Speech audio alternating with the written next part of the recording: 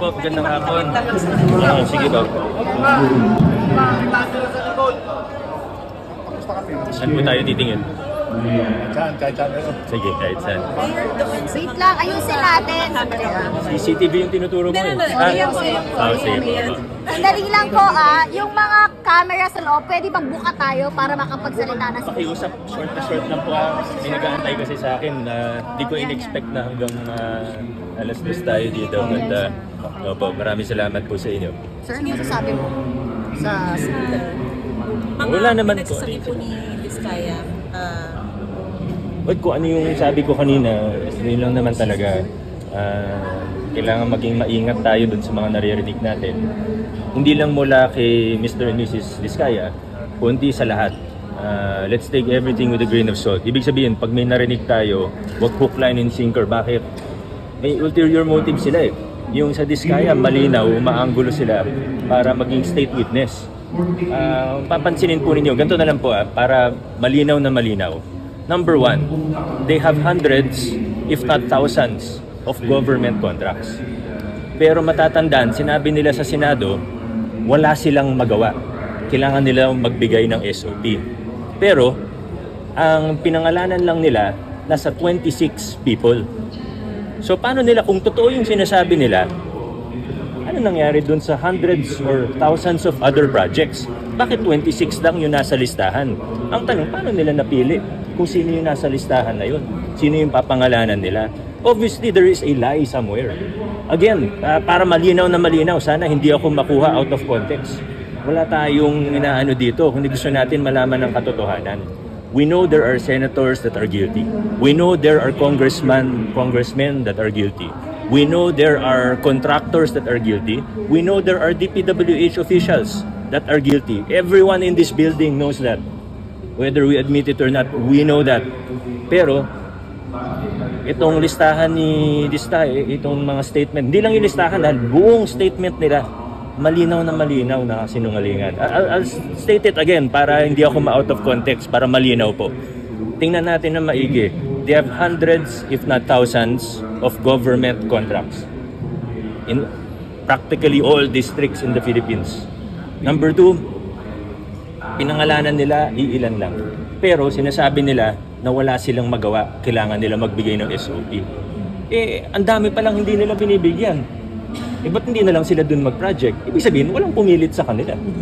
So, walang convincing. Or it could be that lahat pala binibigyan nila. Posible din yun. So, hindi natin alam. Hindi naman sir, Wala nag-iingat lang sila ma-perjury. Kumbaga, nag-iimbento lang sila. Nag-iimbento. Kita rin naman kanina, humingi ng executive session kasi may sasabihin pa daw. Magbibigay pa daw ng pangalan. Nung sinabi ni, sinong congressman ba yun? Congressman Laila. Ay di, walang executive session. Biglang sinabi niya, hindi ko lang pala alam kung anong ibig sabihin ng executive session. So, malinaw na malinaw eh. Hindi po kayo papayag na maging state witness? Or gagawa ba kayo ng mga paraan? That's for the Department of Justice to say. Okay. Mayor, may mas... Pero sa akin, malinaw na malinaw. Sana sa lahat sa atin, malinaw na malinaw, yun yung anggulo nila. Yun yung anggulo nila. So, ang balak nila ngayon, guluhin na tayo, lituhin tayo, para hindi natin alam yung facts. Hindi maging malinaw yung ebidensya. Pag hook, line, and sinker, tinanggap natin ng lahat ng sinasabi nila. Ang mangyayari dito, after a few months, wala na lahat to. Maniwala kayo sa akin. Yan ang gusto nila mangyari. Huwag sana tayo pumayag. Mayor, na masasabi niyo... Divert lang nila yung investigation para mapunta sa ibang tao. That's what I mean when I say ginugulo lang nila tayo, nililito lang nila tayo. Kailangan maglabasan tayo ng ebidensya dito.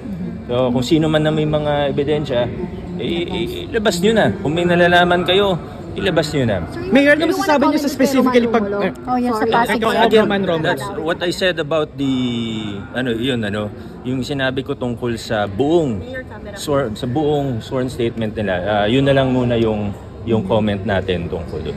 Pero yung sinasabi ko kasi kanina ni Congressman Romulo, obviously kalaban siya ng mga Vizcaya, so tinitira siya. Would you wish to also say something? Hindi na po ako magsalita doon kasi siyempre kaibigan ko yun. So sasabihin, kahit ano naman sabihin ko, mamimisquote lang eh. Pero tingnan natin yung buong statement kahapon sa Senado. dito, ng Diskaya, at ng iba pang mga nagsasalita. Huwag tayong pumayag na lilituhin lang tayo. Huwag tayong pumayag na guguluhin lang tayo.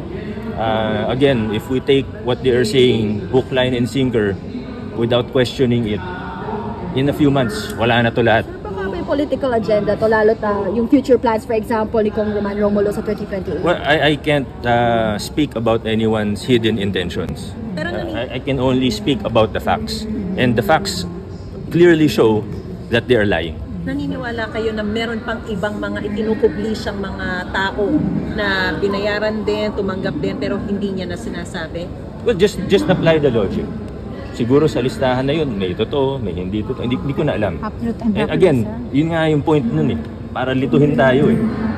Yun yung point nun. So again, huwag tayo pumayag. Ilang percentage ang hindi totoo sa mga sinasabi? Hindi ko na alam. Pero gaya ng sabi ko kanina, they have hundreds, they have probably thousands of projects in the last, sabi nila matagal na sila, di ba? 23 years na daw sila. So, yun lang po muna. Maraming salamat po sa inyo. Sana po maging maingat po ang bawat isa sa atin sa lahat ng impormasyon na lumalabas. Halo-halo na yan, may katotohanan, may kasinungalingan. At kaya alam ko talaga na yan yung anggulo nila. As lately as Thursday morning, meron pong nag-text sa akin na common friend na nakikipag-set si Mr. Diskaya ng meeting sa akin. Siyempre, hindi ko papatulan yung gano'n, ba't ako makikipag-usap sa kanya ngayon pa, di ba? Bakit? Pero malinaw na yun nga talaga yung anggulo, yun ang plano. So, there may be more to this than meets the eye. Confirm po ba na from Diskaya talaga yung Yung invitation? invitation? Confirm na sa Diskaya galing ang invitation? Well, yung common friend namin, wala naman dahilan para magsinungaling. Kaya nga niya dun inaabot yung invitation para makipag-meeting. Pwede niyo siyang tanungin kung totoo na galing sa kanya. Bakit kayo gusto ma-meet nila? Hindi ko alam exactly kasi hindi naman natuloy yung meeting. Pero may nabanggit dun na state witness. So siguro iniisip niya baka makatulong ako sa kanya. Pero sa akin hindi. Dapat ilabas natin kung anong katotohanan. So pasensya na po. Medyo na-delay na ako. Mga kahabibi, tama talaga ang mahal na mayor ng Pasig na si Soto na kung hindi natin babantayan to at kung hindi tayo talagang, babantayan tong kasong to, after 4 months, bigla na lang itong mawawala. Parang magic, parang nasa Encantadia ka. Yung bigla na lang maglaho yung issue na to. So, kailangan talaga pagtuunan ng pansin to dahil hindi po to basta-basta corrupt lang. Ang pinag-uusapan natin dito, billions, na napupunta lang sa mga opisina nila at the box pa, 250 million, oh my God. At ito pa yung mga, yung mga pasosyal na mga rayna ng mga kapangitan na nagpo-post na mga sa social media nila about what they ate, what they go traveling, and about their luxurious car, and so on, and bags, and mga Hermes nila. Oh my God. Hindi man lang kayo nahiya. Oh my God. Kaloka. Sila pa yung may